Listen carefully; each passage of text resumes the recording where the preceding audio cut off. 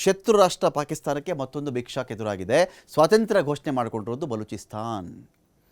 ಗುರುತಿಸುವಂತೆ ನಮಗೊಂದು ಐಡೆಂಟಿಟಿ ಕೊಡಿ, ನಮ್ಮನ್ನು ಗುರುತಿಸಿ ತಾವು ಅಂಥೇಳಿ ವಿಶ್ವಸಂಸ್ಥೆಗೆ ಬಲೂಚಿಸ್ತಾನಿಗರು ಮನವಿ ಮಾಡ್ಕೊಳ್ತಾ ಇದ್ದಾರೆ.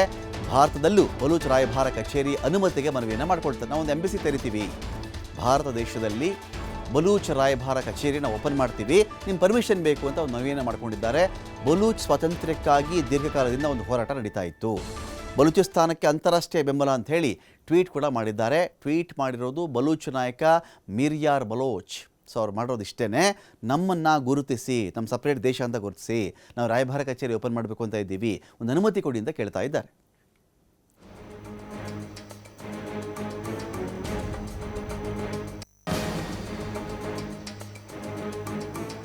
ಶತ್ರು ರಾಷ್ಟ್ರ ಪಾಕಿಸ್ತಾನಕ್ಕೆ ಮತ್ತೊಂದು ಬಿಗ್ ಶಾಕ್ ಎದುರಾಗಿದೆ.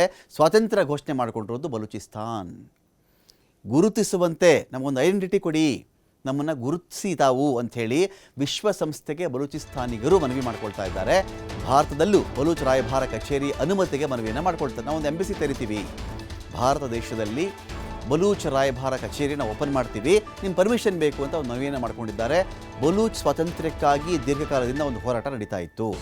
ಬಲೂಚಿಸ್ತಾನಕ್ಕೆ ಅಂತಾರಾಷ್ಟ್ರೀಯ ಬೆಂಬಲ ಅಂತ ಹೇಳಿ ಟ್ವೀಟ್ ಕೂಡ ಮಾಡಿದ್ದಾರೆ. ಟ್ವೀಟ್ ಮಾಡಿರೋದು ಬಲೂಚ್ ನಾಯಕ ಮಿರ್ಯಾರ್ ಬಲೋಚ್. ಸೊ ಅವ್ರು ಮಾಡಿರೋದು ಇಷ್ಟೇ, ನಮ್ಮನ್ನು ಗುರುತಿಸಿ, ನಮ್ಮ ಸಪ್ರೇಟ್ ದೇಶ ಅಂತ ಗುರುತಿಸಿ, ನಾವು ರಾಯಭಾರ ಕಚೇರಿ ಓಪನ್ ಮಾಡಬೇಕು ಅಂತ ಇದ್ದೀವಿ, ಒಂದು ಅನುಮತಿ ಕೊಡಿ ಅಂತ ಕೇಳ್ತಾ ಇದ್ದಾರೆ.